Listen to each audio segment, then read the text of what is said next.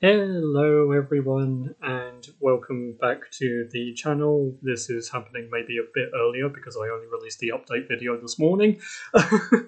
But we are back with the podcast, and as you can see, this is the first facecam one, which again also happened a bit sooner than expected. But joining me today is a good friend of mine from the States, Mr. Nate Wilson, and I am just going to put it on full screen so you don't see the chat, because you don't need to see that. Um, and yeah, so would you like to share a bit about yourself?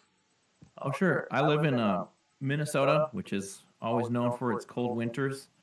And I'm a musician. I play violin and a few other instruments. And that's what I do full time. I teach and play concerts around mostly Minneapolis area and the rest of the Midwest United States. So, yeah, it's pretty cool. I live in a really small town and I have a wife and a few kids. So it keeps me busy, very busy. So, how do you think the creative industry is going at the moment, just in general? Because you you look at the articles and you look at the news, and it's like everything's going on the up and up. Yeah, I mean, things seem to be centered around YouTube and a lot of the kind of content creators for that.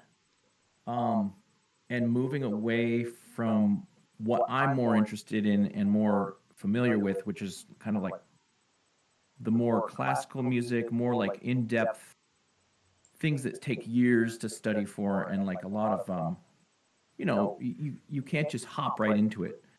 Um, it's not a huge complaint, but I think that the YouTube culture has kind of cheapened the creative experience where it's like, well, we just got to churn something out that will get clicks and likes and something we don't feel completely terrible about doing. Basically, we don't want to just feel crummy at the end of the day, but it's more on a surface level of people trying to get things out there and make money and generate hype. Um, but I mean, I obviously am partly guilty of it because I love YouTube. That's what I love clicking through and finding who has their latest content and stuff. But overall, it's moving away from some of the more in-depth artistic experiences. I was just reading an article yesterday that there's just more and more like, as an example, orchestras that have been closing down all over. I mean, in Britain, in England, and in the United States, and Canada, and that's what typically been one of the more like artistically deep experiences I think you can have. They're just like hundreds of years of classical music that you could be listening to, but people are no longer into that. Kids don't want to practice a violin or piano or whatever. They want to become a streamer, a gamer, or whatever. Yeah, it's a really like every news article and saying about like any potential risk to the creative industry is something that's quite minimal at the moment. But Sure. also it's at a like I mean, anyone who pays attention to what's going on knows that this year is an incredibly significant year for a lot of reasons. And like it's interesting to take that stance and then look at something like the creative industry and see that yes, again, things are changing, Sure. but it's not really for it's very opinionated whether it's for the better or for the bad. Yeah. It's more like it's just shifting into a new phase. Right. What's your opinion of which direction it's going? I mean, and when we're talking about the creative industry, we're talking about all forms of media, right? Yeah. But we kind of have to narrow it down. We can't just talk about everything. So what would you say is kind of your focal point? What's one of the means that you kind of use to mark how it's going? Well, obviously, obviously, I am book orientated, Sure. and the really refreshing thing that is being seen from that, whether it is physical or ebook or even audiobook, is the fact that you have such you've been seeing such a return to that with the young. The young have been Yeah. like, I found out completely out of the blue that someone who I went to school with, like like we finished crossing paths years ago, and then I randomly find out that earlier this year from just a family friend that they had ended up doing a full series of short stories. Like, oh, no, not short stories, children's books. Oh, And it's just, and I mean, I'm getting asked by friends of mine, like, could I get your help with my book? And it's like, it's just, it feels like it's almost come out of nowhere. And it's a really refreshing thing to see. I think if I had to look at all of the creative industries, I would say probably the one that is having some of the toughest time at the moment is art. And with all the controversy you had with AI and all of that, it's not great. Like, there are still tons of artists, and there's more people going into it. Like, so it's not going to stop anytime soon. It's just, if I had to pick one, that would be what I would pick. Um, Music's a sort of toss and turn one. Like, I I have a musical taste that stretches all over the place, although I will say orchestra is kind of outside of my loop. right. But even even despite that, like, I still noticed back when I was at school, and it's just some of the stuff that was coming out just seemed like carbon copies, or like it just seemed like it was just someone kind of talking fast, Sure. and it just. But even though that is happening, like when I was compiling a list of top, I think 150 songs, just because I felt like it, and it took me a while, and it actually surprised me how many songs I listed actually came out in the grand scheme of things very recently. Sure. Yeah. Like, I never anticipated that, and it's like, and I mean, when it comes to film's obviously another creative industry. Um, I mean, I think when you're seeing some of the classical stuff like Star Wars and things like that, basically since Disney's taken over a lot, that has become quite off kilter to what it was. And Right. I would have to agree with you there. yeah, Yeah. and that is a shame. But you're also seeing things pop out that are showing evidence and hope for it. I mean, yes, it was a few years back now, but you have all these war films come out, there are all these action ones come out and everything, and then you had something like Dunkirk come out, and I went and saw Dunkirk in the cinema. It was basically the only film I've ever been to where the audience walked out of there completely silent. Wow. It was, and if you throw in things like that and 1917, Yep. like, it is still really true to form. There are still great films out there, but it is it's almost getting to one of those points in a lot of ways where you're having to look at almost the indie creators over the I would agree batch with you. ones a Yeah. lot. Yeah.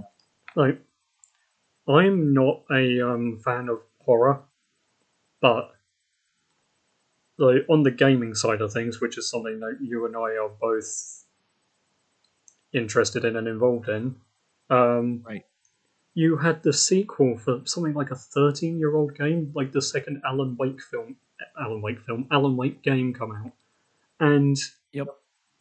like I had no idea what the series was. I had no idea, but then you have a look at it, and it's a horror game that has so many weird twists and turns, and like some things thrown in that are just so out of the blue and almost really feeling like you've just stepped into a completely different world, and then you'll just flash back, and it's like obviously that's not done by an indie creator, but it's done by a creator that doesn't feature that much. I mean, the game writer features in one of the weirdest parts of it, and Right.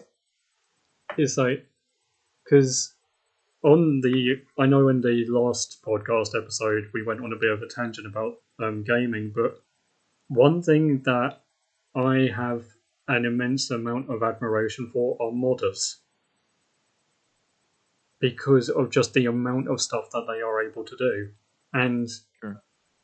like on the scale of it, I actually looked up out of curiosity how many, because ModDB do their sort of Mod of the Year award. I looked up how many mods get qualified for that, and I think it was in like 2022 or something. It was 200,000. Wow. That's insane. And And how many do you actually hear of that you use? But you can search for as many as you want. but the other That blows my mind. So how come there's so and most of those people are doing it for free, right? yeah, The they're doing vast it out of majority. passion. Exactly. Yep.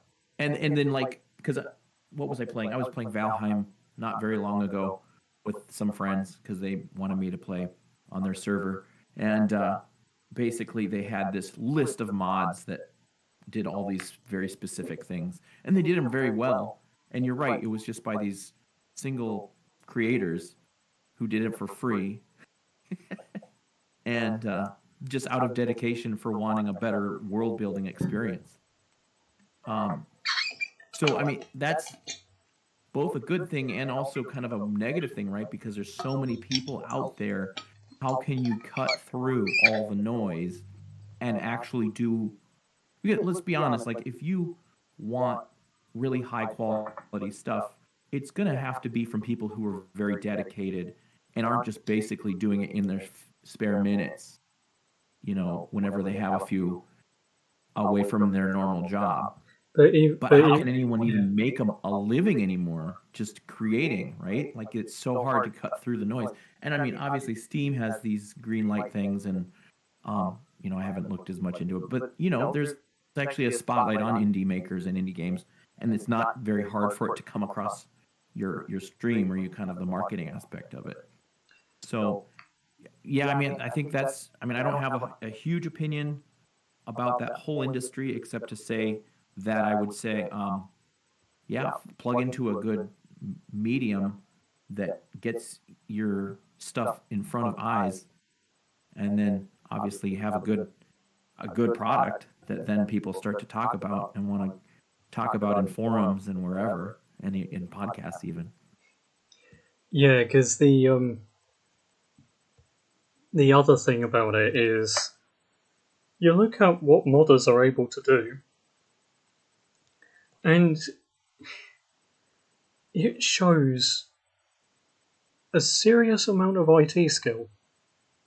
Like Right. coding, digital artwork, all of these different things. And I would hazard a guess that a lot of them never studied these things. A lot of them have taught themselves these things. And I think because there is still a decent portion of the world that looks at gaming negatively, Sure. that what modders are able to do, where they are truly able to exercise their creative freedom, gets thrown under the bus a lot of the time. And Absolutely it does. like I mentioned about seeing a more focus on independent like authors and creators and all of that, and there's multiple groups that are solely dedicated to them, and more like people doing podcasts as well, and people doing all sorts of things. And you were seeing that belief in almost the freedom of expression with the independence. You're almost seeing it go through a bit of a resurgence, if not an Yep. if not a bigger growth. And I have to admit this. I think one of the things on the gaming side of things that's helped that is kind of what you saw happen with the entire battle royale phase, Yep. where you had basically every single mainstream game under the sun try and create some sort of battle royale, and it got microtransactions, and they tried to monetize it, and it went down the toilet. Right. And like, and I Well, it think, had its heyday though. yeah, It did have its heyday, yeah. and people were making money off of it. It's just how fast they could jump on the fad, on the But bandwagon for it. it's also the case that I think one of the things that is made it didn't start with this because it started with things like Destiny, but the Right. I think another big part about it is it has made people incredibly sick of microtransactions. Yep, I agree. And like one of the like you saw like one of the things that is very prominent is over the last few years the creative assembly, the Total War creators, they saw some of them greatest success in a long time from the Warhammer trilogy. Sure.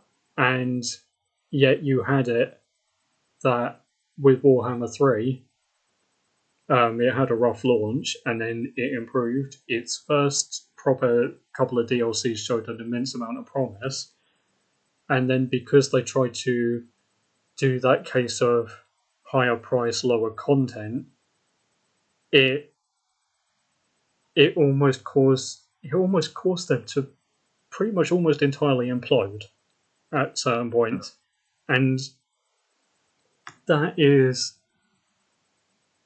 the type of reaction that people are making because like if you look at channels like Great Book of Grudges and things like that, they they openly say it's like when it comes to these sort of things, we want to buy the products, we want to support them. We're not going to do that if we feel like we're getting cheated, and that is how a lot of people see microtransactions.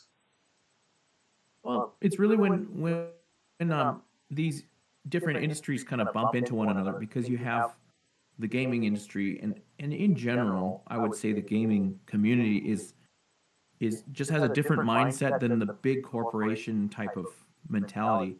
And so when you have a bigger game company that are hiring corporate types, who look at these their margins and everything and want and their marketing, and they're like, well, who cares about the how the actual gamers feel and the community feels if we do this XYZ, it's proven that we're gonna have our third quarter growth, we're gonna be like up to here or whatever. They're doing these metrics that work, um, like in the it not in the real I want to say real world, but that's not actually the right terminology, but kind of like in the normal corporate world. It's like all these marketing strategies and these ways to pull out the extra pennies from each user.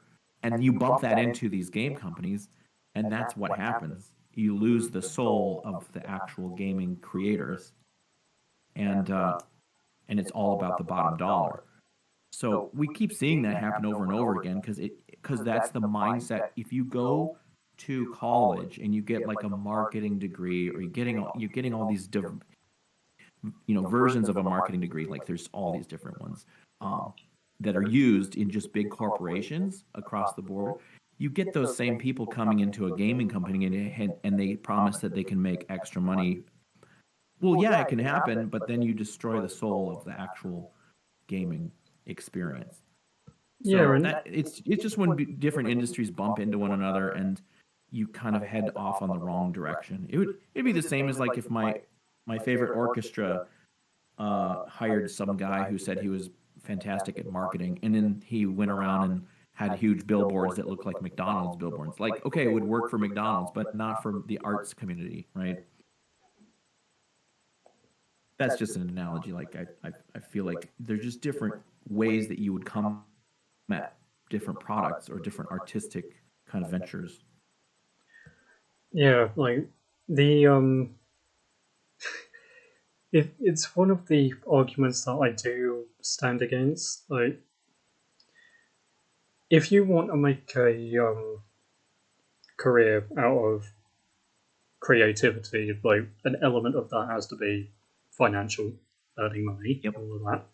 But I think the mentality that as well as what seems to be a growing number of people every single year, especially amongst the young, are thinking is that they're starting to get to the point of money doesn't come first. And when it comes to the creative industry, it's a case of if you are taking something that you have done, you have created out of your own head or part or soul or wherever, and you are making alterations of that, and you are trying to do all of this to just fit a temporary trend to try and increase your Yeah. financing, sure, you may get a bit more financing, but you will completely lose what makes your work unique. And the problem with that is it eventually gets to a point with trends changing and all of that, with the factor that it gets to a point of people doing that until someone turns around and says, I've seen 3 other works like this, why would I want to look at another? Sure. And it's almost like the fundamental flaw when it comes to people. Like there was a there was a debate that I didn't really intend to get locked into, but I kind of did.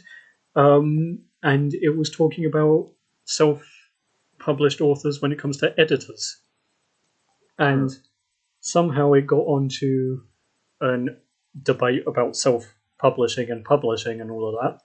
And someone made the comment that you have like if you are self-publishing, you want your works.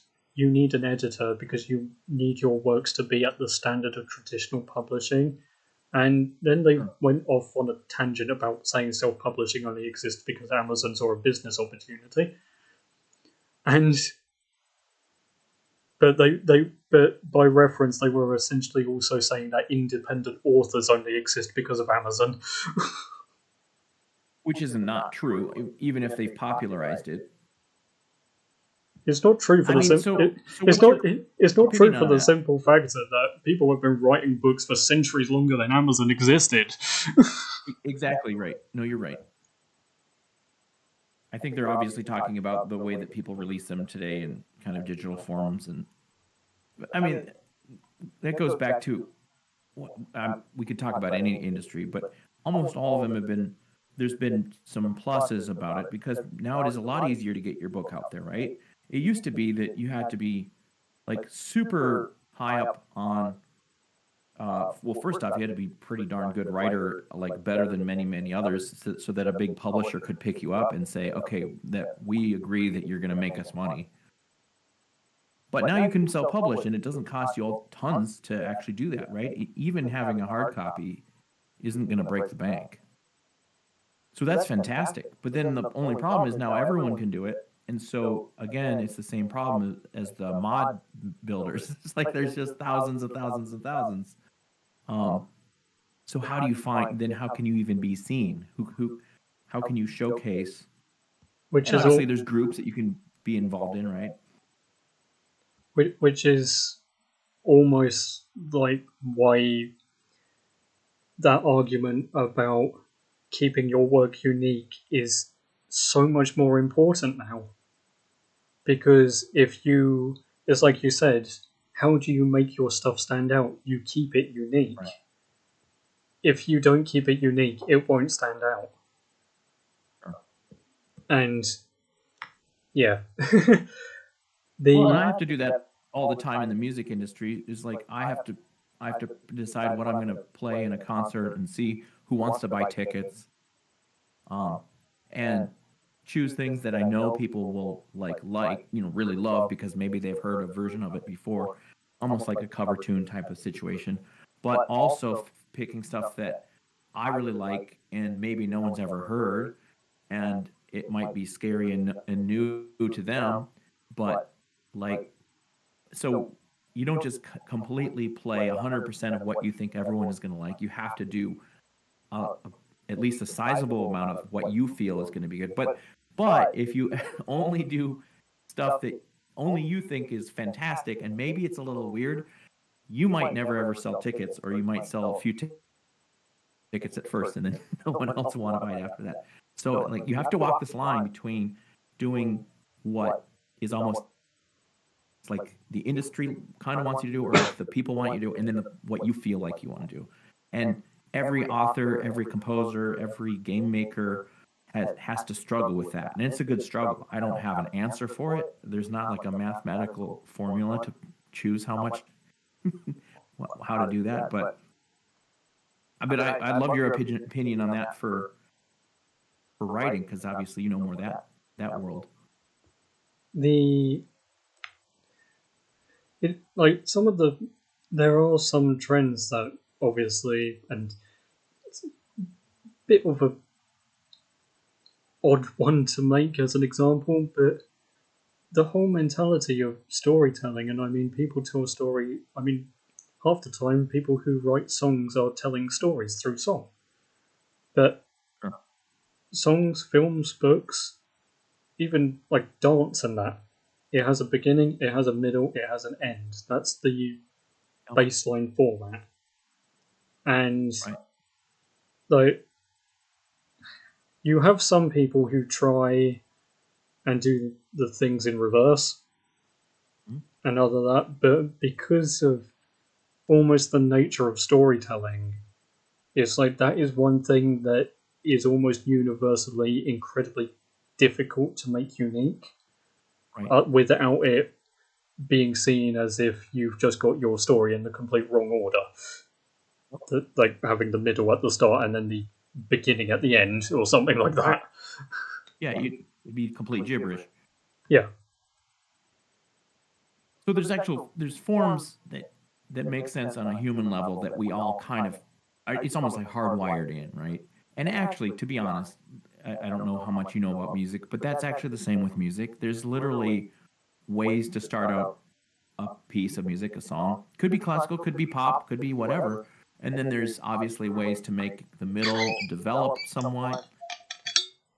And you've heard the same material, but then here's a slightly new version, and then there's a way to make it kind of start to wind down, where you're like, okay, I can kind of hear the ending coming, and then it all makes sense. And we love that. That's how that's why humans love music, is because it has, you're kind of expecting a thing, sort of, somewhat. Like, you don't want it completely boring.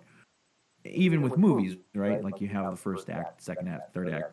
You have like what's going to build up, etc., and then you expect a movie to end sort of in a similar way, like that there's kind of a slowing down and ending. It wouldn't make sense for a movie to just suddenly end in the middle of an action scene, like what's going on, or whatever. There's so many wrong ways to do it. So it's like there's almost a hardwired thing in humans that know how a basic structure should work with music or movies or writing, right? And you can study that. Like, I mean, if you can go and learn exactly what all that means, and have a format, a foundation to then write music or writing books. Or you can just absorb it, right? You can just like read and read and read and find out what all the authors are kind of doing. And you might not even realize you might not even put it into words, but then when you write, it'll kind of just come out of you. Um, I kind of think both is good. Like, it actually does help for you to understand what's going on underneath, and not just sort of accidentally get the right formula. But I mean, again, I'm in classical music, and it's not very often that people accidentally get to be really good classical musicians. I mean, I do other forms of music too, but that's just kind of the most strict version of music that I know of. So again, I mean, like, you're right. It's kind of hardwired in. It's like you expect to know the flow of something or kind of how something feels, and then you know when it's off, right? Like you're like, what? This is a weird song. There's something not quite right about it. Or this movie kind of sucked. It like kind of missed this part, and I didn't understand this, and You then can and almost then guess tell, what? like maybe not so much with a song per se, because some of the genres of song are naturally quicker than others. But I would say the most obvious one with it is probably film, where you can almost, if you're used to film and things like that, you can see almost clear as day if an ending is rushed Right. or if the film is Yeah. moving too quickly, Yeah. because it's like one of those things. Is like if you're reading a book, you can, well, if you're listening to music, you sort of expect it, maybe a little bit. If you're reading a book and it's maybe too fast paced, then you can go in back and do it in chunks. You can do it in other ways. You try and do that with film, and it never really works. Well, and it depends on the film, right? It depends on what kind of film you're trying to watch, and that's why there's different genres. Like you have art film as an actual genre where they do mess with all of the stuff we were just talking about, and it might end just suddenly weirdly like on a weird scene or like what the heck just happened. But and same with writing, right? Like because there's different genres of writing. There's short stories, there's essays, there's novels, there's just different forms. Um, There's philosophy, which is a whole right? other kettle of fish. Yeah, exactly, exactly. Well, and my favorite authors. Well, let's just think of like some of the really good, more modern authors. One of my favorites. May he rest in peace. Sir Terry Pratchett. I love his stuff. Oh my gosh! But I mean, have you read any? You've read some of his stuff, right? Yeah. A- Absolutely, of course you have, because that's where you live. You have to, or they kick you out of that country. Um, no, yeah, I mean, it's you your say that. birthright, I've never read Harry Potter. dude. I haven't either. That's funny. Um, we won't talk about that yet, but because I actually haven't read it all. So, but I can talk about Terry Pratchett, Oh, I and have here's no what idea I've what read. happens in Harry Potter. I have no idea. I haven't seen the films or the books. I've seen two of the films, maybe three of the films. So I'm getting around to it. My kids have been reading the books, so someday I have to read them. Okay, Terry Pratchett. You know what's gonna kind of there's kind of a build up, right? You kind of have this.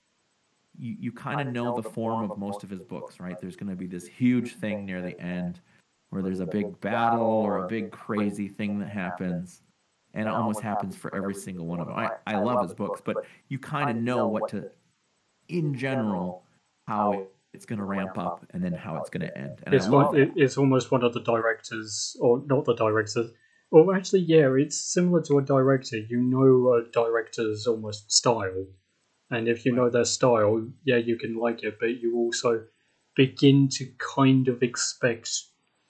And I will say, actually, that is something that some directors and writers are very clever with. That they almost use that to their advantage with something and then completely turn it on its head. True, but you have to build that up first, and then they can turn it on. you know, um, like what is it, M. Night Shyamalan that always has a twist at the end of his movies, and then people have been complaining about his past few that he didn't really have a twist, and other fans were saying, no, that's the twist. That there was no twist. Okay, whatever.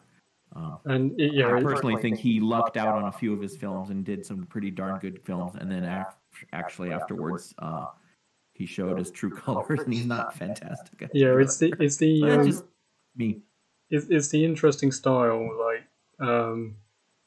Like Michael Bay, he's kind of got a bit of an association with explosions. Exactly. Yep. Yeah. Well, and again, that some of these guys came along at the right times, and people really liked that for a while. Kind of, kind of like you mentioned the battle royale earlier. Like everyone wanted that type of thing, and it was like he did it the best way, and then people started getting sick of it.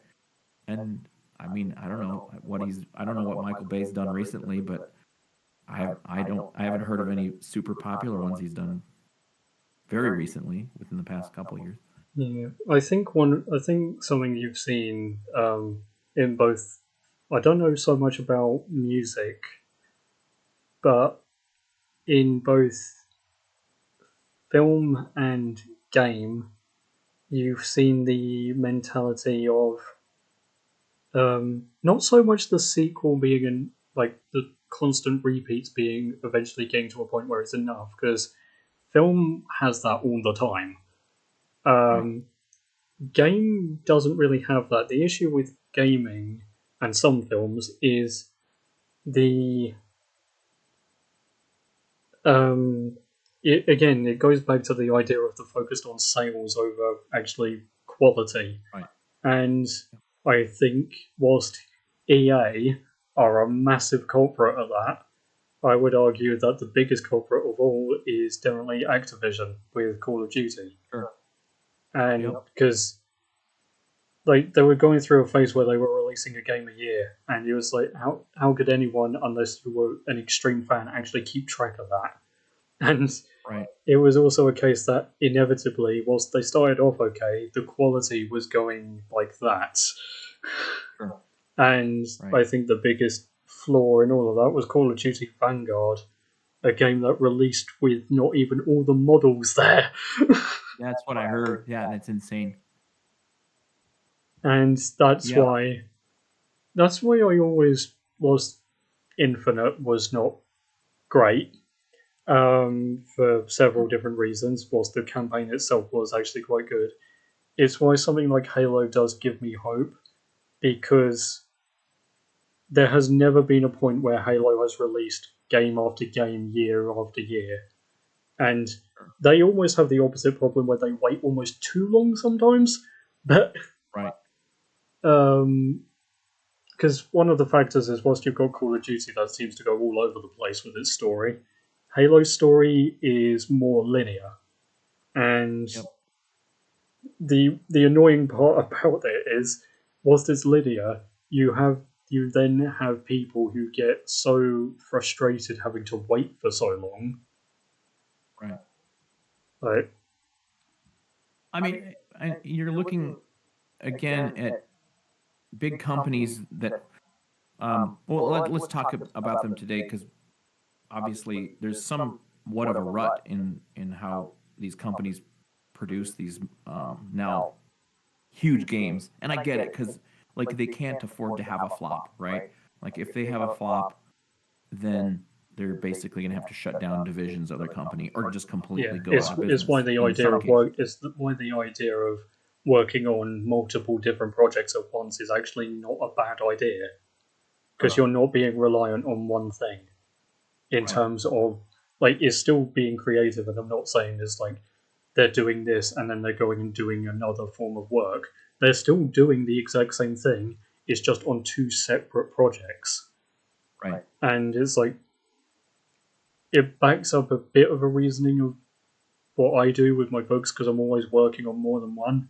Whereas my actual reasoning for that is actually nothing to do with that. I just find it easier to work on multiple ones at once. Sure. Because it fundamentally avoids writer's block. That's a good point. And you can obviously kind of, if one starts to kind of not dry up, but if one starts to kind of be like, okay, I need to rest on this one, you can kind of divert your creativity into a different channel or like different style, right? In general, I think what we're talking about, because I mean, none of us can like relate to how a huge game company runs unless you're all of a sudden Jeff Bezos is watching us on the podcast today.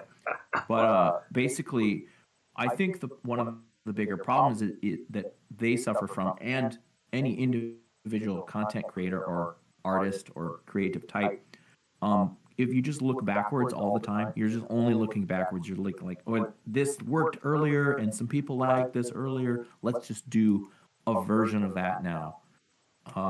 It's almost So it's really hard to get out of that rut because you're like, I know this is going to work because it did work. And yeah. it's fear-based because you're scared that the next thing isn't going to make you enough money to survive, It's almost whether on an the individual level or a big company level. it's almost the mentality that is actually probably one of the most interesting mentalities that you can take from the creative industry and just apply to the real world. Yeah. I mean, again, like said earlier, like anyone who's paying attention knows how significant this year is. Like for democracy and all the rest of it, and society changes and all the things. And again, it's that mentality of there are still people out there, though they are becoming fewer by. At some points, it feels like it's not even every year. It feels like it's quicker than that. But Sure. it's the case that they are still believing that the ways of old still work now, even though. Sure. And I can somewhat understand how they've been wrong footed by it a bit because things like what we've seen happen around the world, COVID, things like this have almost heavily accelerated that timeline in a lot of ways. I would agree there, yeah. And because, like, people my age, I've mentioned it on the other episodes, like, we got hit by the education stuff, we got hit by all of this with COVID. If you, and now we're facing challenges, but if you actually look back, like maybe a decade before or something, and you look at how things were going, it's almost the idea that there was always a mentality that we were never meant to get hit by these things, but we did. And Right. there is no changing that. There is no looking back or playing that safe. Like, that caused things to be fundamentally different for us and Sure. fundamentally different moving forward. Right. And so that's a good point. Like that's a good topic of conversation is what does it mean to move forward and like what is that goal? Like what is what is that people are moving forward to? Is it a good thing? Is it a bad thing? Is it even happening at all? I mean, like obviously you mentioned COVID and things disrupted for a while, and we saw governments and societies like all of a sudden work or actually not work very well in ways that we never really seen them, or at least not in recent memory. Uh, and I hear people talk about like kind of the newer, like a newer order, or like we're gonna have the Great Reset, or whatever we hear from politicians, or who there's any number of interesting ideas out there. Some are good, some are bad. Um, but yeah, what's your opinion? Like, do you feel like the world's changing in a way that is like good, or is it like going from czarist Russia into like the depths of communism where millions and millions of people die from from their from working on the greater good, so to speak? Because it could be pretty dark or it could be pretty bright. I don't know, or it could be nothing. It could be mediocre, just in the middle. Well, it's like what you said about the creative thing. Like looking at creative as a whole is almost too broader. You need to look more in depth and break it down. And Yeah. right, I'll start on my home turf. Sure. I It is very clear, and whilst if you looked a few months back about it, it was like, oh, young people, they're not going to vote or anything. But now, Mm. like, you're seeing so many articles start popping up about the fact that, like, yes, young people are going to vote. And I mean, it's like one article that says we're not, and then about six that say we're going to. And it's like, Yeah.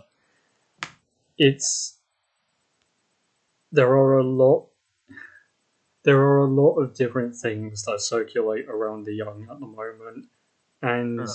in this country, like there is still anger, and I mean, I make the case time and again that something like COVID, whilst others have been able to look back and see it as a blip, the young were sort of my kind of age, the 18 to 24, Yep. it was almost like our lives got put on hold for 2 years. We lost the better part of 2 years. And we're never getting that back. And there is a lot of anger, but I think there is also a massive.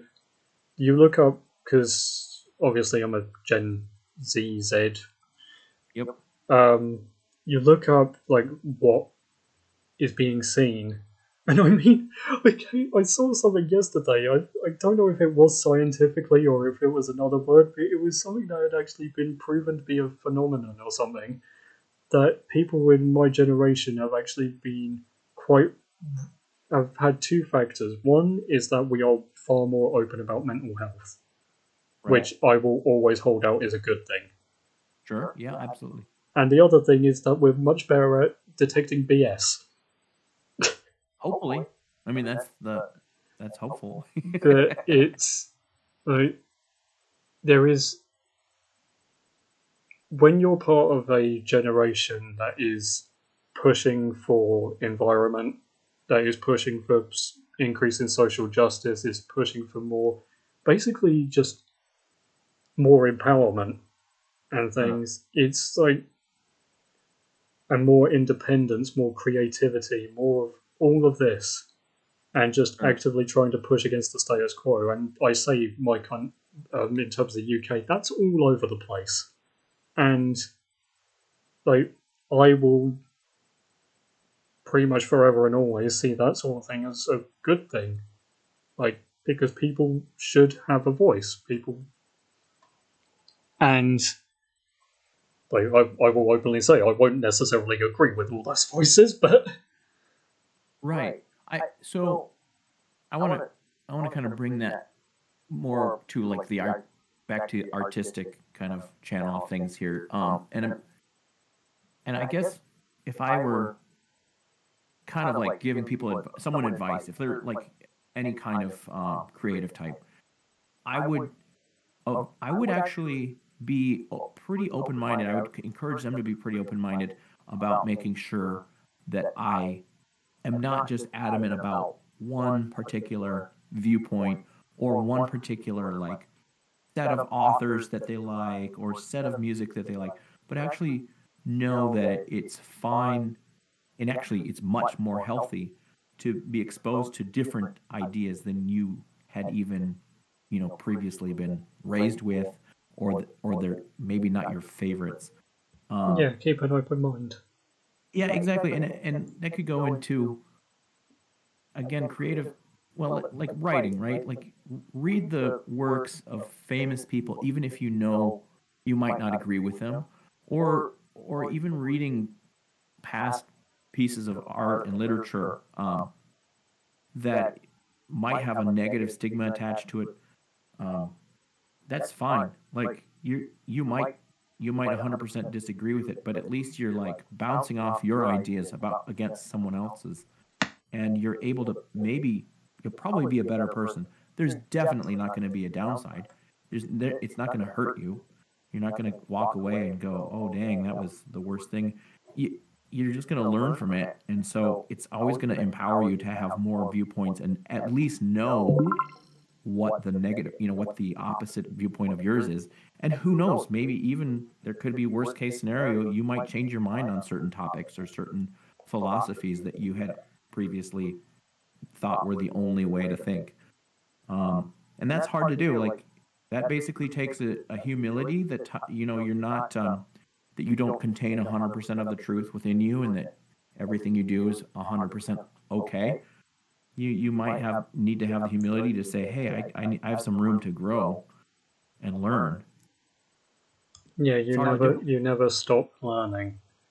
Right. And Hopefully not. yeah, to almost jump on that, and I don't I haven't brought this into any of the episodes yet per se, but I will just openly say it. Like, a really good place to start when it comes to maybe if you're thinking about becoming or wanting to become more open minded towards things and not just creative, just anything. Right. Look at philosophy. Yeah. Read philosophy, look at different ideas. I mean, I studied it. I'll completely admit, I love the subject. Some of the stuff we were looking at is nigh on brain breaking. Sure. Absolutely. But it is still fantastic at stopping you from having a closed mind towards things. Well, It hopefully. is, yeah. It's Well, and if people think that they don't do philosophy, they probably do. They just don't know it. yeah, They're probably espousing an idea that's millennia old and has a grip of your mind, but you don't even know it because you that, haven't looked into it. yeah. That's the funny thing about something like I've I've had the case where I've been told by both my parents before, like one leaned on the writing side, one leaned on the numbers side, but they both said it's like you have numbers in everything, you have writing or letters in almost everything. I would argue that two of the others, history and philosophy, you have in everything. Yeah, absolutely, absolutely, you do. Again, yeah, I would just say that to agree with you. Uh, and it's good to know what the buildup of different philosophical viewpoints have led to, because in America at least, and I'm understanding it's happening all around the world. There's kind of you're mentioning younger people are more willing to vote or at least try to get out and be politically active. Um, that's fine. That's a good thing. But it could also be that they're just being ignorant and wanting to vote in people who are going to do more damage to their culture or their society. Who knows? Um, it's if you don't know what's happened in the past and what mindsets and mentalities have led to eventually great suffering. And, do I even have to say some of the communist revolution stuff and whatever? Um, yeah, if you have no clue about that, you might just continue to make the same mistakes. And it can happen on a bigger national level. It can happen on a personal level, just even in your own life. Like, why are you heading down that road? You can easily learn from others that leads to ruin. Could be small things leading to worse and worse things, or it could just be destructive habits. Which almost plays into Kilter about the importance of education. Yeah, yeah, Like, absolutely. like I would argue that yeah, things. I know I am a massive history buff, so I'm Yeah, always going to support learning more history. But I would argue, especially when it comes to things like politics, history is fundamentally crucial. And yeah, it's one of those things like you have to acknowledge history, you have to understand history, but you also have to understand that you do not live in that world. The right, world you live in is not the same as the world it was then, so you can't get too invested in how things used to be because that's not right, the world you live in. And it's one of the ironies that it does come to a point where a lot of things in history, and it boils down to that point that those who do not learn from history are kind of doomed to repeat it. You see things from history get repeated, but it's at such a long point in time in terms of difference that by the time they get brought back, they're seen as new. And it's like, right, no, they're not new. They just haven't been done in ages. right, right. And I would argue in a lot of cases, we're almost getting to that stage again when it comes to the young's views on work and things like Sure. you're seeing the growth in freelancing, self-employment, all of this, and like you're seeing articles pop up all over the place again. You're seeing statistics pop up and everything else. Basically, starting to term that the old 9 to 5 job mentality type of thing is becoming obsolete. Oh yeah, it has been for quite a while. Yeah, and that is that is going to continue for a very long time. It won't continue forever, but it will continue for a very long time. And even when it comes back, it won't come back in the same way it used to be. And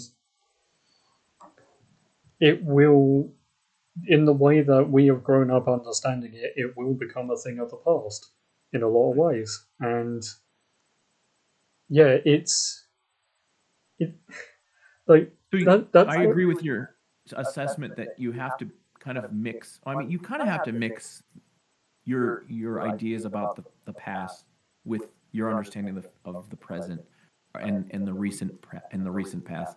Um, and going back to a kind of a creative view on it. I'm not a huge Tolkien buff. I really like his stuff, but if you look at Tolkien, J.R.R. Tolkien, and what he wrote, he knew his history, like he knew his Norse history, his Greek mythos, um, the Elvish language. English and Beowulf and everything. And then he also wrote that into his stories, but he also wrote the sort of slivers of ideas that were happening around the Great War, and then of course the climb, kind of the moving towards the Second World War. And the Elvish language being built off of the Finnish language. Right. And then, and like, the other thing was a lot of his language stuff was also built off of the Welsh. Yeah, that's insane. I mean, and he knew all that. He knew his languages. He knew his linguistic foundations. He knew his history. He knew his myths. He knew his legends. He knew his fact. He knew his poetry. He knew his philosophy. And then he still kept his eye on current events, and he knew what humans were capable of, and some of the war kind of analogies and everything he put into his Middle Earth, and it made it, and it resonated with people, right? It moved them on such a deeper level, and it inspired so many people. I can't remember who made this quote, but they said, but there were so many people that read The Lord of the Rings, and instead of looking into the history and the philosophy involved in it, they just wanted to go away and write stories about wizards. And it's like, well, you need to know how Tolkien came at his craft, and not just want to go and write a Dungeons and Dragons story. You need to know how to do it, right, and make it yours. Right. And that is a good thing, is that we can get that now. You don't have to go to a university and spend thousands of dollars to do that anymore. You can get it for free. That's the best thing about our technologies. You can find out how to do that. You can take entire courses online for free, and like video series, and all the materials are cheap or free online now. So that's the nice thing, is that you can do it yourself now. That's fantastic. It's not just only behind the ivory walls. You mentioned universities. That's another thing. Like, there's been a phenomenon, like even before COVID, of people going out of school and into university, and that's just been going like that. Right. And the other case of it is that, like, we were talking about languages just now. I would say in general, in the world we live in nowadays, one of the nicest things is, like, you and I have done game events together before. Right.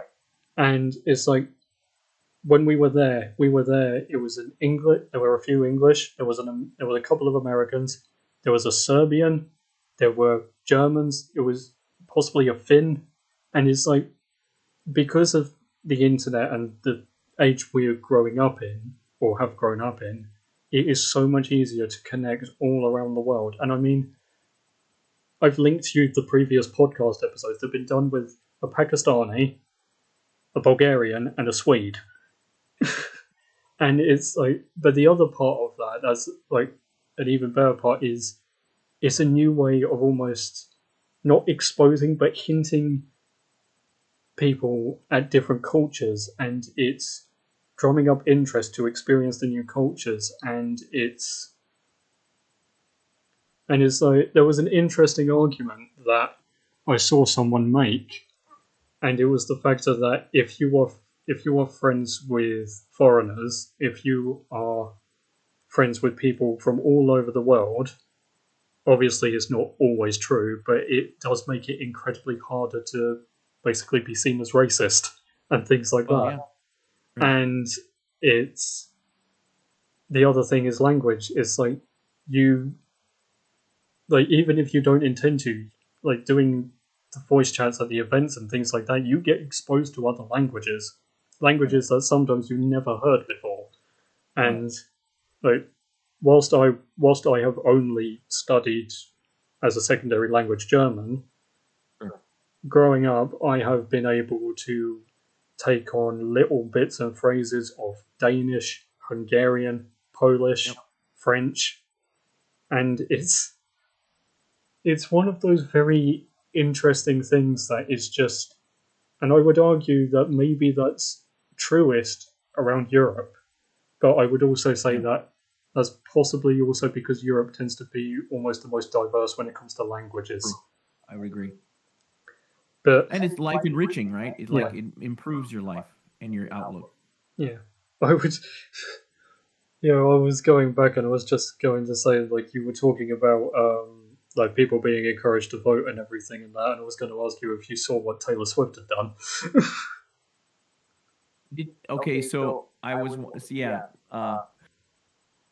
Do we want to talk about Taylor Swift? I mean, that's all anyone has been talking about here in the States for the past however many months since she's been on tour, and then the whole lead up to the Super Bowl. But okay, what did she do, Adam? I mean, it was the whole case of like, obviously, I don't pay that much attention to it, and I pay next to no attention to the Super Bowl. It does not interest me. Sorry to Sure. say, but I didn't even watch it. but you had it where I don't know if it was at or around the Super Bowl. She set out about encouraging young people to vote and everything, and not only because of how Trump and the Republicans reacted to it and Sure. everything, which seemed like they were going through almost like a minor implosion. Um, you had it so significantly about debating of could she influence like the U.S. election or something. It Right. reached the news I heard over that. here. It reached the news over here. That's how crazy it was. And That's funny. like, oh dear, it's just there is. Well, more and more there's a distrust of the media over here. Like more and more Oh, people over are here like, as well. and that's all that it was the talk of leading up to the Super Bowl on the left, politically left, and the political right. They were they were like, okay, what's going to happen? Why is there such a big thing about her uh, going out with I'm sorry, I apologize to any listeners who I don't remember the guy's name that plays for the Kansas City Chiefs. I forget her boyfriend's name, but you get who I'm talking about. There was such a thing about it, and like that, it was there going to be like basically that the Kansas City team was going to win, and that it was all politically motivated. It was like all set up, just kind of a psyop beforehand, and that it was all about that she would make a political statement and then tell everyone to vote for Biden, and it would like swing the election for him, and just everyone was talking about that, and even people on the left were like talking about that and kind of making fun of it, like, oh yeah, sure, we're going to be doing that type of thing, like ha ha ha ha. And it was just like, is everything now just a sham? It's just leading up for politics, even our sporting events, and that the winner is determined by political aspirations instead of actual truth and honesty and the actual game sportsmanship. So I don't know what to tell you. It's gotten to be almost a fever pitch here in every area, not just politics, but like in sports and news reports, and even the smallest news report on something that happens in the weather. Now everyone like is wondering, is that even going to be true? Or are they just telling us because it's a political motivation for whatever topic, global warming or any of that stuff? I mean, I've always made the joke, and I haven't been the only one over here that like don't don't necessarily trust the weather forecasts over here, but not because it's politically motivated or anything, but just because the English weather has never been predictable. it's not predictable. I mean, our weather has fought off invasions for us. Well, I mean, wouldn't it be correct to say in the next couple of days it'll be kind of dreary and rainy there? I mean, what that's our impression. It's not a bad impression. But like you asked me about Before very much longer. I'm good for the next few minutes, but on Monday I'd have a little more time. um It's up to you. I mean, I'm fine. We could chat a little bit longer, but I forgot that I actually have to go somewhere before too much longer here. yeah, So, yeah. Well, we can or we start. could do like a part 2 on Monday. I'm just saying. We can start wrapping it up because I don't know how much time I'll have on Monday, and I'm Oh, yeah, also I do also want to just have to make a note that I have a feeling like when I've been like taken by push to talk off and having a drink or when I've just answered the phone, Yeah. have a quite a possible feeling that all of that may have been picked up by OBS. So if anyone heard me drink or things like that, I apologise. I'll try and edit some of it out, but Yeah, just edit all of this out. but what the last point, and now we'll go into the final bit.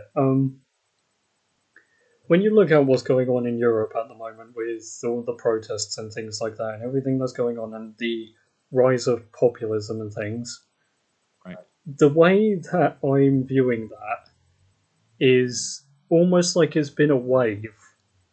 It started with you guys with Trump the first time around, and then it came over here with us doing Brexit and all that, Right. and now you are seeing it in Europe. So it's almost like what people are saying over here is like, oh, Europe's in chaos and everything. I'm sat there and I'm just thinking, it's like, it's the same chaos we were in a couple of years ago. Like it, Right. I know it's for different reasons, and honestly, like the further east you get, the more reasons they have at the moment. But it's also the case that a lot of it, whilst it is for different reasons, it may end up having similar results. And I won't say that about all of them, because if you look at what's going on in the Netherlands at the moment, like one of the shock ones, and now they're struggling, so it's not a perfect trade-off. So you could see various things happen. And Right, and in general, I think we're seeing a distrust of bigger, massive systems of government, and that spills over even into us creative types, where we have these big, we see these huge gaming companies, or huge publishing companies, or massive, the music industry machine these days, and it's just so big that it's now, I think, in the younger generation, we're starting to distrust anything that they say, because it's no longer coming from a place of honesty or artistic integrity. It's coming from a place of, how much more money can I get out of you? How much more power can I have over you and your types? And how can I get you all into one little easily controlled bundle? And yeah, I think, like I said, that's happening even in the creative world. that is why I would say, like, I would never say that like these big corporation companies and that are going to crash and burn. Like, there's a chance, but it wouldn't happen to all of them. That's not going to probably ever happen. But what I would say, especially when it comes to, like you said, the big establishments in music, and I mean, you're seeing it in government all over the place at the moment. And the way I'm going to term it is a grand humbling. Mm-hmm. And is going to. I can't resist the Star Wars reference. I'm going to apologise, but it's going to bring balance to the Force.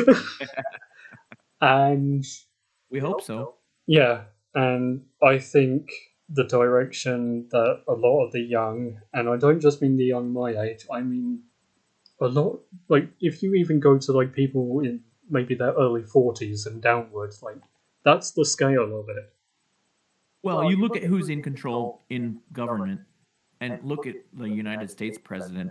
A majority of those people in leadership are very, very old, like like really old, like 70s and 80s, and it's like, so you're right. It's almost anything younger than that generation, and that's a whole lot of people.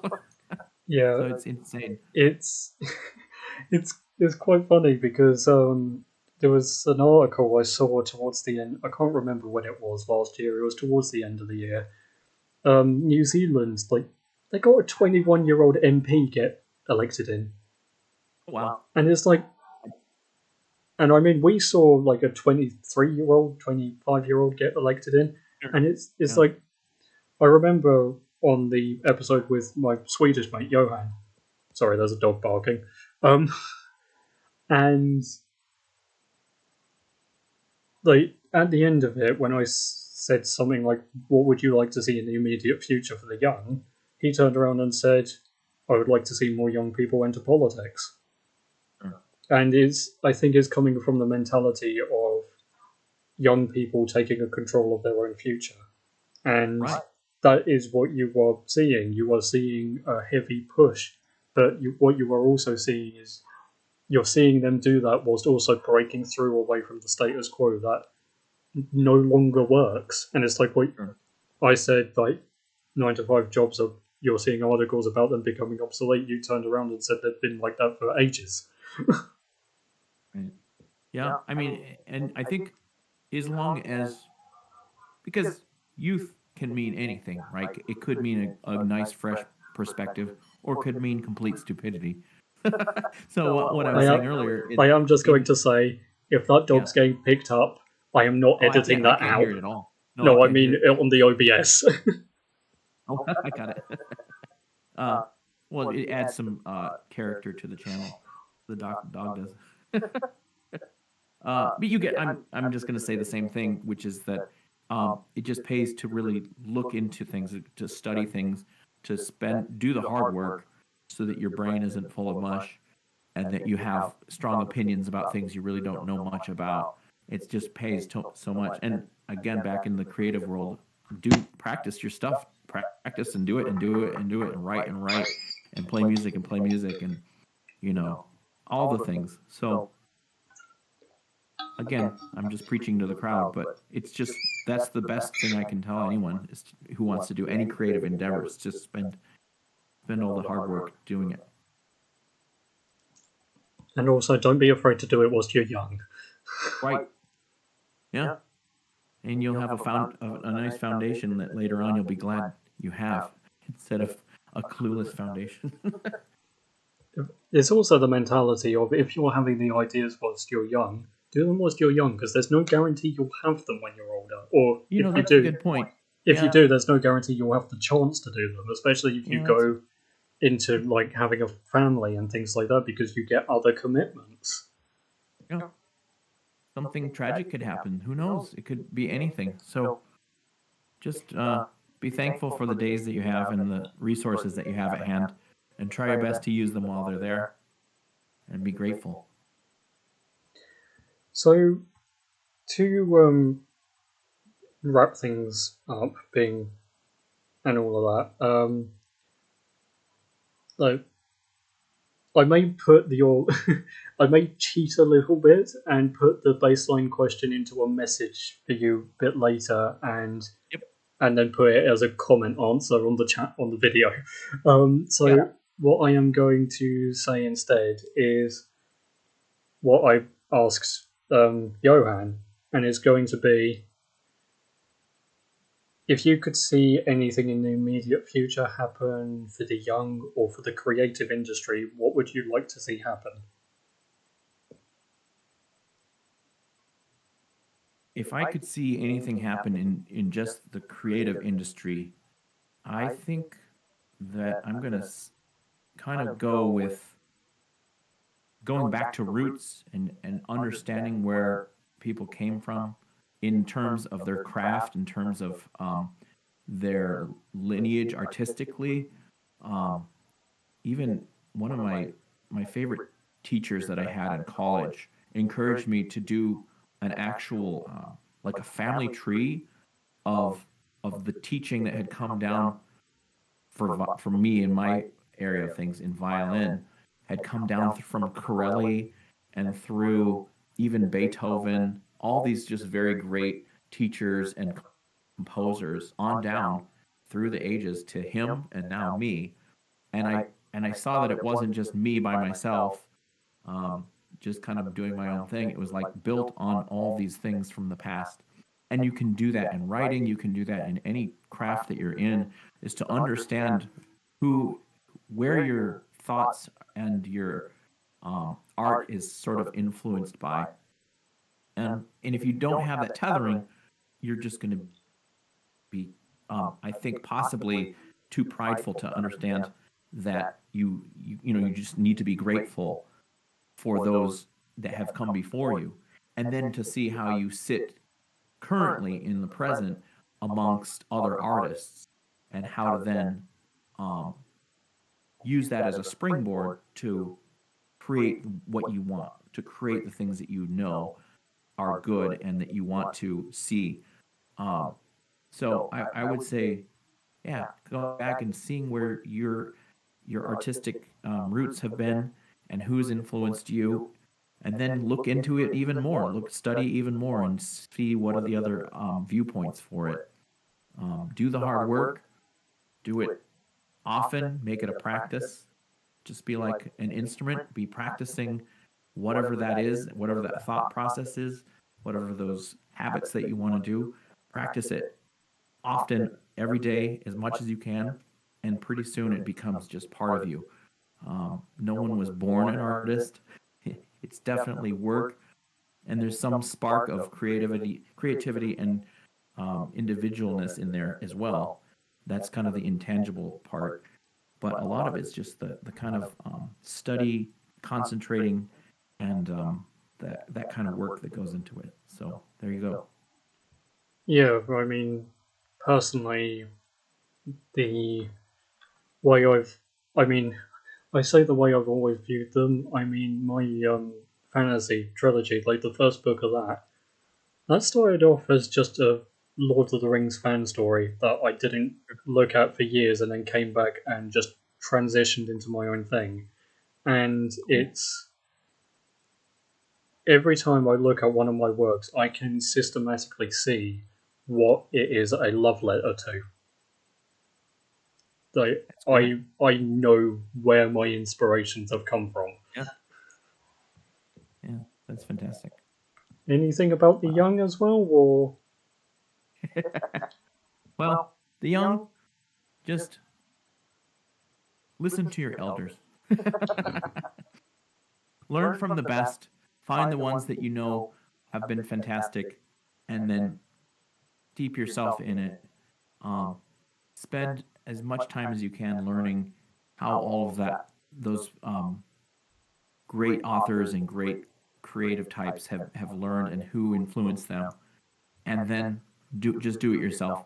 And really, there's such a wealth of things that are even for free that you can do. You can find online. You can watch fantastic courses. You can do tons of free books and things like that. But really, take that time to just do all that stuff. It's like was said, there's not a guarantee that we have years and years and years to do it later. So do it now when you have the inspiration, and just get it done. Just keep going for it. okay? Yeah, and I I think that's a good session. I have not actually looked at OBS, so I have no idea how long we've been going for. Um, I but think we've been almost an hour and a half, oh, that's going to make it one of the longer ones. Considering and all you our can edit technical out all you want. So considering all of our technical difficulties, that's quite impressive, really. yeah, it was a lot of fun. It was like obviously an initial conversation because I kind of see a little more now of your worldview and your point of reference. And I still haven't finished your book, but I'm gonna finish it hopefully this weekend. And I'd love to chat with you further sometime, just more in depth on a specific topic or a specific whatever it could be. I mean, obviously I talk more about art things, but I kind of see how the world is laid out these days, and so do you. You can see things happening around you, and I think you and I probably have a very similar reference on where we're at in the world politic, the world stage these days, and our distrust of some of the main leading voices telling us what we should think and what we have to do and everything. So that's a good space to be in. I find gamers are often that way.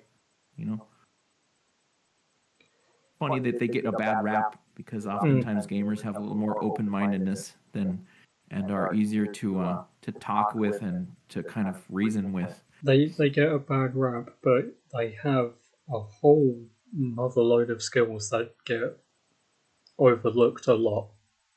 Yeah. Yep, I agree. Well, Adam, it's been fantastic chatting with you. You have a fantastic weekend. You too. I still have some stuff I'm gonna do, but I'd love to chat with you again. Yep. And just send me the link when you have a YouTube thing here. Well, you'll put it on YouTube eventually, right? What, this? Yeah.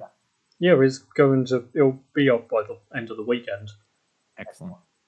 I'm just going to make sure that people weren't enjoying hearing me drink water. You get to have fun editing. I don't envy that. I don't blame you. We'll see you later. Have a great weekend. Cheerio. Yep. Yeah. Bye. Well, for now, that is all, but this is the beginning of a new set of podcast episodes. They are going to be getting done a whole lot more on the regular.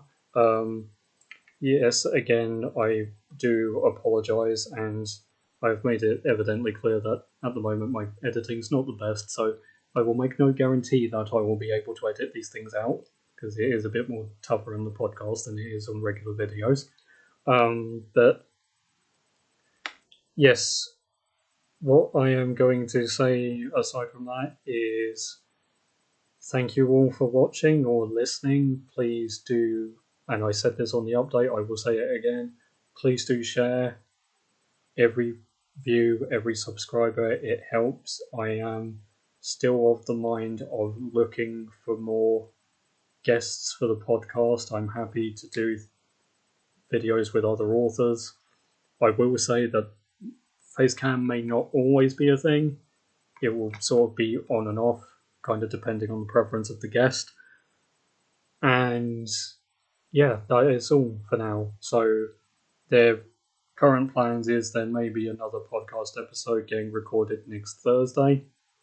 So it is wrapping up, and I will